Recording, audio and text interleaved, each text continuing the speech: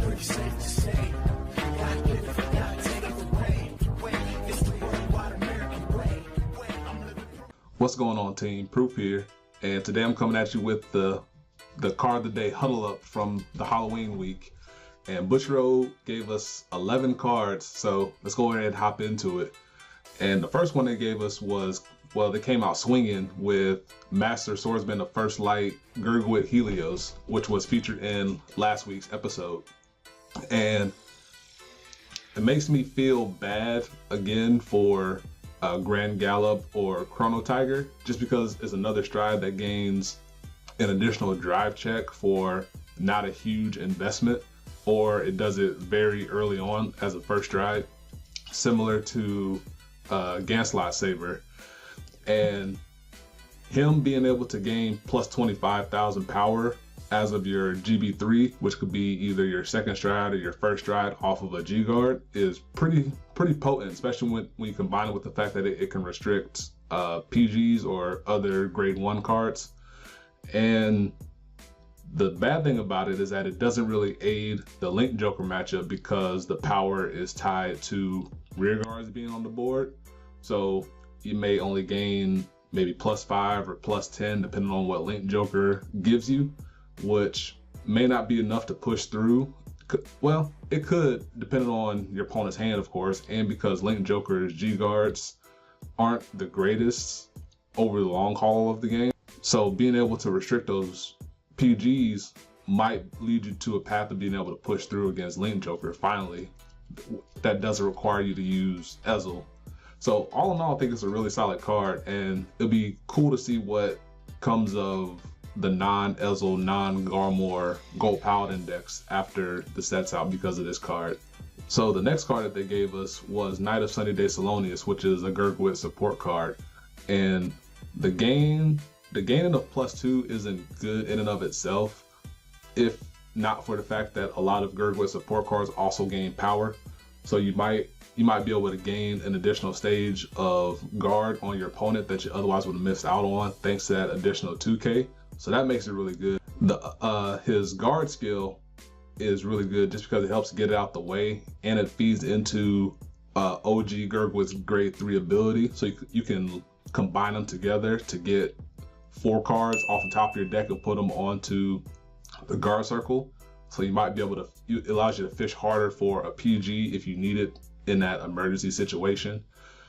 The sad part is that he doesn't have resist, so it's harder to use him against the board control meta as of currently, because Link Joker is pretty everywhere right now.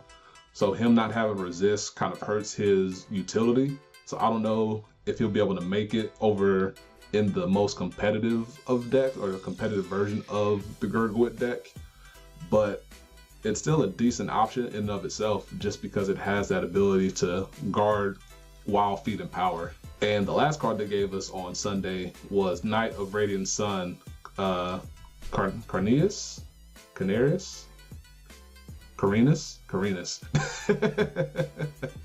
And this is the one that got resist over Salonius, and that's cool, but I don't know if his ability warrants him having resist. It's nice to have a permanent resist booster, pretty much, which aids so you can have the means to push through. But I would like to see him more on Salonius because I feel he's more useful, given my limited knowledge of Gold Paladin.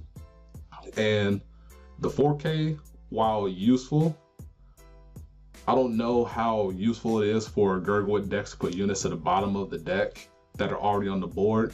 Like, I could see it helping with triggers, but if you're on the other Gurguit grade 3, he can use his Unite ability to move those from the field to the guard circle. So it kind of defeats the purpose of putting them to the bottom through Carinus here. It might be good with old Gurguit, but I don't know if Gold Paladin players would rather be on the new Gurguit or the old Gurguit. Somebody can probably fill me in on that. So I don't know how useful he would be in the long haul either. So it'd be cool to see what comes of it. And for us on Monday, they gave us a couple Kumo cards. The first one being Furious Hair Stealth Rogue Ikkaku. That's a cool name. And this card is very good for Tenma turns because it's able to gain additional power to help push through, and it can also help you fish out cards that you would rather have on your Tenma turn. The first one that comes to mind would be Yashibiyashi, and being able to fish them out of your deck because they're in your drop zone is really cool utility. And the Murakumo players that are part of my Discord were really excited about it, and if they're excited about it, then I have no reason to doubt that it's going to be a very potentially good card to have in your deck. So yeah, that's a really good option for them to have. And the other card they gave us is Stealth Rogue of Entertainment, Senbe. And the Senbe's first skill is good. It's good for getting your shadow stitches that you want to activate, so you can like not bait your opponent into not guarding, but it can force your opponent to have the attack not, or it can force the attack to not hit, so you can get the useful shadow stitch abilities you want to activate, while at the same time giving your other cards a nice little bonus to hit. Really good with what's his name?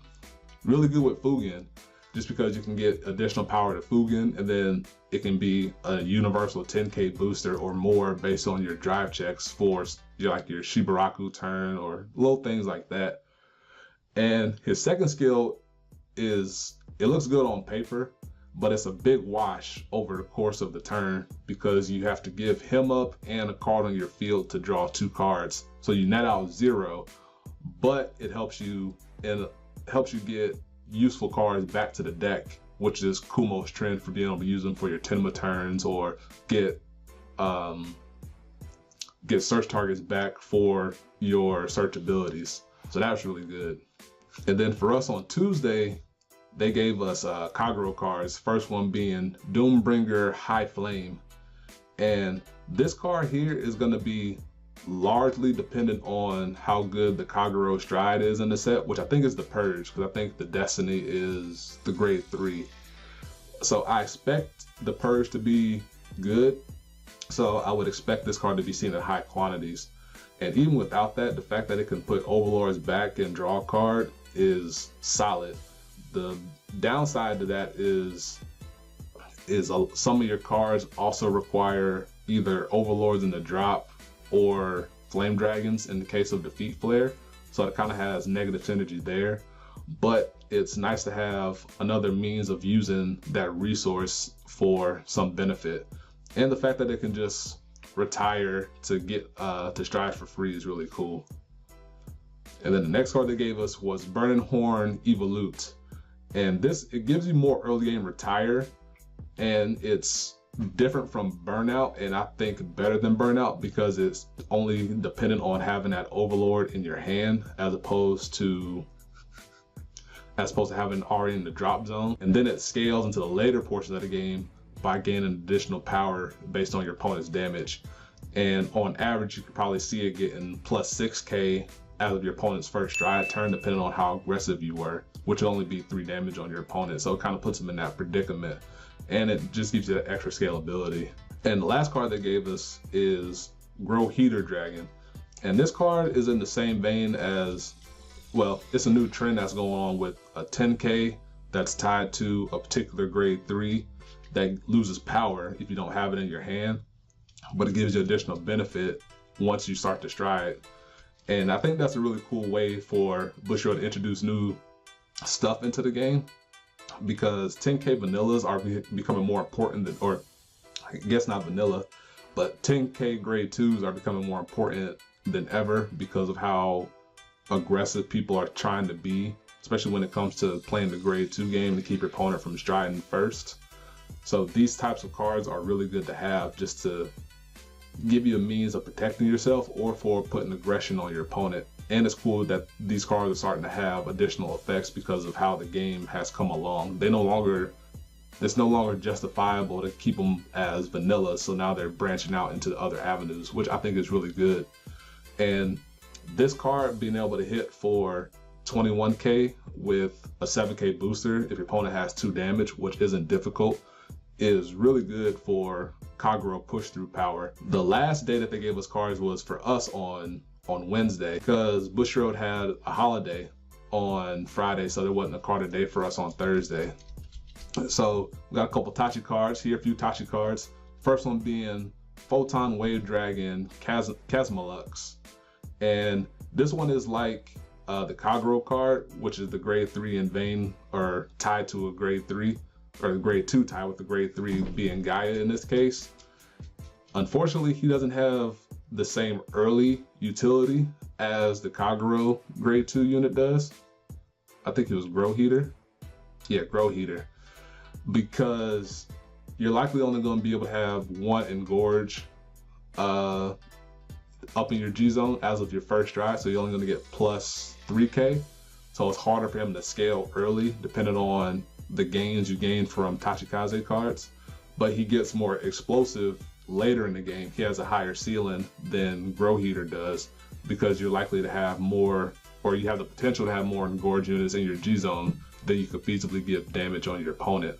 So with all the influx of options that Gaia has, like Tank Mammoth and your other Engorge grade 2s, I don't know if Chasmolux here is going to make it, but it'd be cool to get a Tachi perspective on it, because this is me from an outsider perspective looking in. And then we got Heavy Bullet Dragon Diablo Cannon, and really cool name. And him being able to return back as a 16k is really good. And I don't think the discard cost is a huge drawback, but this is me coming from my perspective of playing spikes, where our game plan is giving up hand to try and push damage on the opponent, and him being able to return back for 16k is really good for doing just that. And him having Engorge can also combine with your other cards that benefit from being retired, such as your Tank Mammoth for a really interesting attack chain that's potentially left. It's really good for a potential attack chain as soon as your first stride if you have the pieces come together. So I think this card might be one of the breakout cards for Tachis in this set. That's just my, I guess, semi-bold prediction just from looking at it, because I think it's a really good card. The last card they gave us is New Gaia, which is Destruction New Emperor Gaia Devastate. And this card has a lot going on in it, but the biggest thing is that it also makes me feel bad for Grand Gallop and Chrono Tiger. No, but it's another unit that gains a plus drive, or in this case, also an additional critical for a very low cost investment. And the big thing to take away from it is that this card chooses circles as opposed to rear guards, and that means it can get around lock, so you can retire locked cards and be able to free up those circles for later, so you can't be blown out by certain Link Joker cards such as Glendios, so you can get your way out of Omega locks and things like that. And it also retires your opponent's rear guards as well, so you can get some defensive benefit out of it. So it's a all-around encompassing card. So I think it's a really solid card, and Tachis are getting some pretty meaty stuff in this set, and I think that's really good for them. But that'll do it for this huddle up here. Hope you enjoyed.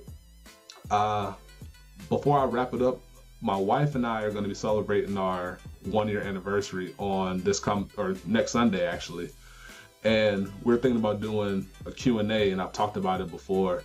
So if you'd like to submit questions, I will definitely be more than willing to answer them. So let me know down below. You can put them in the comments here. You can email it to me on my email address here on the screen. And yeah, it's gonna be a good time. So hope you enjoyed. Look out for more from me. And until next time, guys, peace. Be easy.